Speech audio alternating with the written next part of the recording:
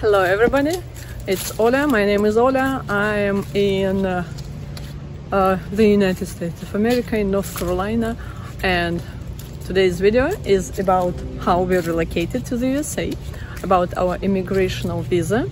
The visa status is EB3, probably you have never heard about it. So in this video I'm going to tell you about the process, how we how we have experienced it in our life, and how which steps we have done through this process. I guess you will not have to look at me while I'm telling you all of these things, because the video probably will be divided into several parts, because this process took us about 5 years, but normally it's shorter, it's about 2.5 years. But again, there are always some problems. It's a visa process, it's immigration, there are usually bureaucratic issues happening here and there. I'm in the territory of some university in South Carolina, so I will just switch video and you will see what's going on around me while I'm telling you. So we started our process of immigration, as I told you, 5 years ago in 2017. And this year, in January 2023, we flew to New York and we started living here in the USA. So when we started our process of immigration, when we started thinking about the process of immigration, there was not much information about it on the internet, and among the variants how to move, there were like 3 maybe. One of them was through like work visa, like EB2, when you have some really profession on demand, something, I don't really know what kind of professions, like engineer and so on, medical assistant, nurses, doctors, but I don't have such a profession, so this way was not for us. The other way was kind of illegal, to go to Mexico and go through Mexican borders, which we didn't want to take, because first it's illegal, second it's not safe, and there were many videos on the internet about how people died after coming through these borders. And no, I was not going to start my new life with some criminal. I don't have any criminal background, so starting at my age, not a really good idea. So we declined this process as well. The other was with how to say, shelter, like when you travel to the USA as tourists, getting touristic visa for the whole family, and then asking for a shelter based on something, and that's contained. And again, that was problematic, because to ask for shelter you need to be in some troublesome situation, and we were not really in trouble situation. Yeah, we lived in Russia, but at that time it was safe, it was nice, usual. We just wanted a better future for us, for our children, so we just wanted to relocate and just to try something new. Why not? And it was my husband's dream for all his life, to move to the USA. So we couldn't ask for shelter at that time. And so we actually declined this variant as well. And then I just occasionally, by some chance, heard about the EB3 visa. And EB3 is employment-based visa. So that's when you get a job offer, and then with this job offer you can ask for the labor certificate, and then for the job permit, and then entrance permit to the USA. And the next question, how to start the process, because at that time there was no information on the internet about how to start, where to apply, and so on. And actually I don't see much information now. So we tried to find some kind of agency or some people who could help us with that. And yeah, at that point, again, I found 1, 2, maybe 3, yeah, three variants. We found 2 agencies, probably, I don't really remember, but okay, let it be 2. And one person who told that he has applied, okay, at that time he had applied for this visa and he was in the process of getting it, like the stage of getting the interview and something, so it already was almost done. Actually, he immigrated, so, but we didn't really trust him because, I don't know, it's just, again, he didn't know some other specifics and so on and so on. He's just not really a lawyer or whatsoever. He just had his experience, how he filed all the documents. So if we had any difficulties, he wouldn't be able to help us. How we found our agent, it was just by chance, the advertisement in social media. Really risky situation, because she didn't really have a website or something. She just had a group in, not Facebook, just VK group. It's like social media in Russia. And she just posted the advertisement that she can provide services to people who want to immigrate to the USA with the EB3 visa. And we took our risks and we started this process at the time. She promised us that it would be like 2.5 years as minimum, and we had no other options like to agree. Also, we found some other agency, maybe in China or something. I will make another video which can help you, like, to try to understand if you deal with people to try to cheat you, if it's fraud or not.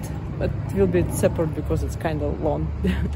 Like, we made some kind of research, but again, it was mostly based on trust, because there were no feedback from other, and she didn't really have much of experience with this, so okay, we risked and we were lucky.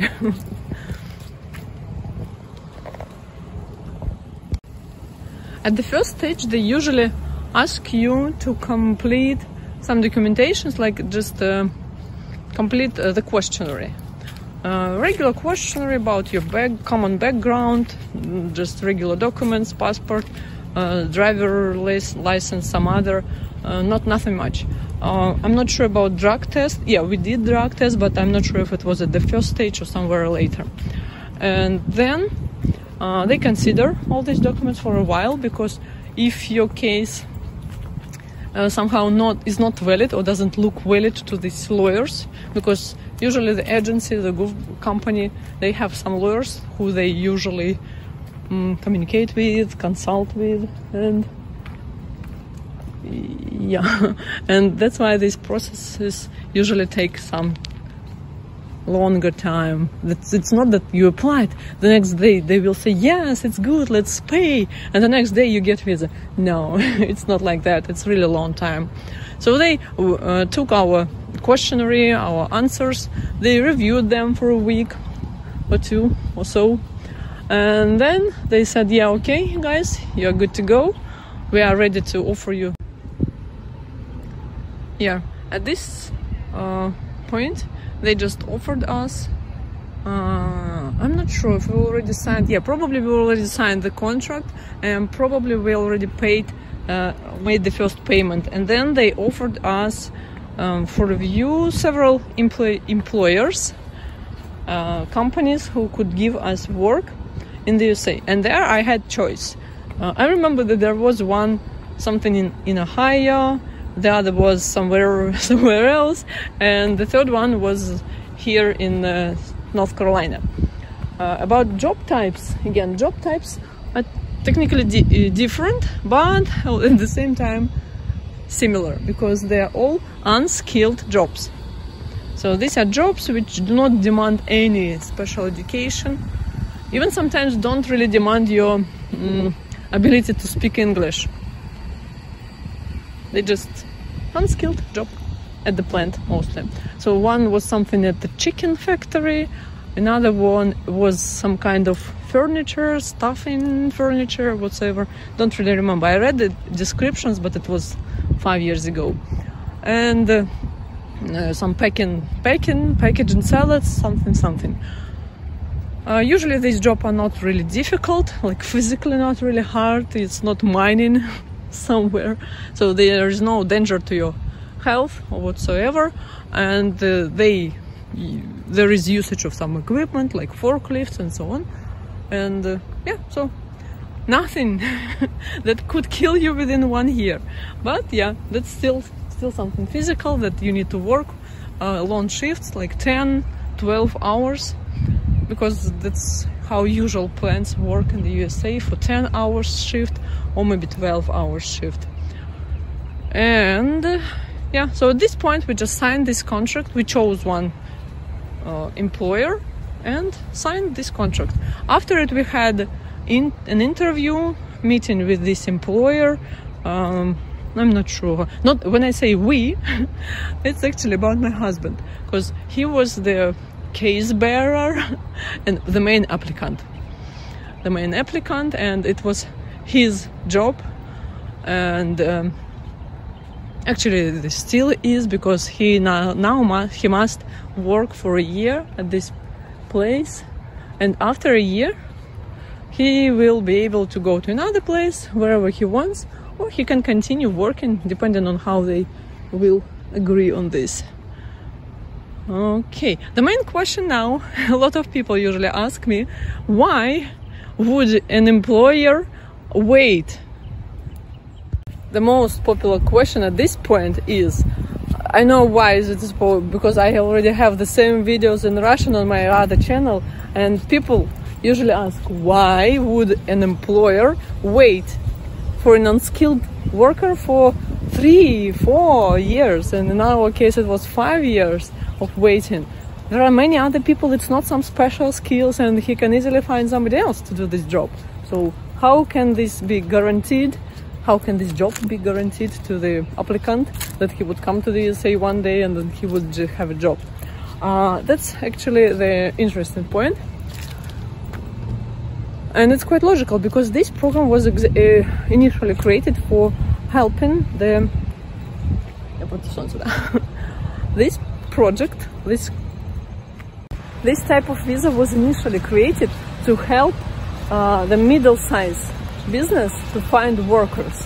Because imagine the situation, middle-sized business needs some workers to do some kind of job, unskilled job, like drivers, forklift drivers at the warehouse, some other things like just usual machine operator. It's not really difficult. You can teach any person, train any person within 1 week to do this job easily. Oh. So, and the thing is that local people do not really want to do this job.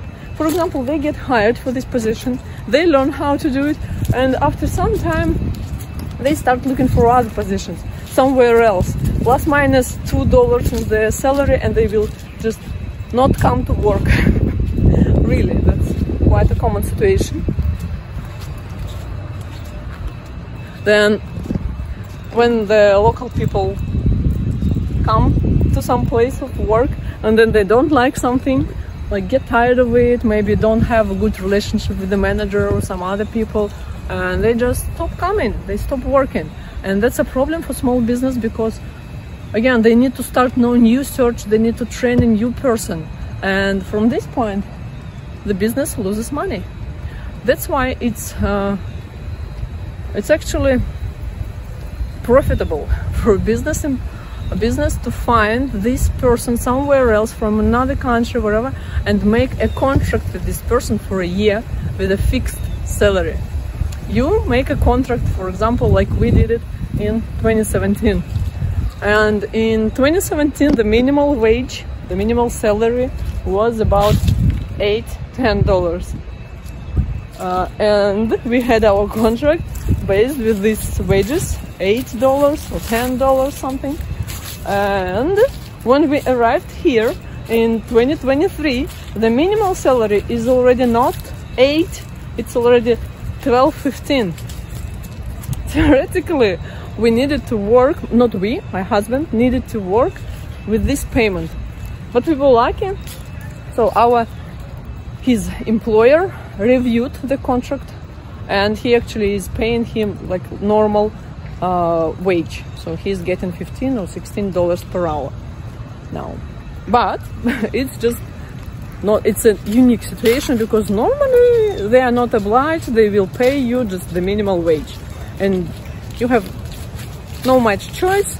It's technically it's enough to survive and so on and so on, because there are special bonuses for people who have small salaries and so on. And again, if there is a family, type of visa is good for a family, so the other, your spouse, can work and can find some other job, so it's affordable to live. We even save money, so it's okay. No, okay. I guess it's enough for this part. If you have questions, write them down in the comment section and I will try to answer them.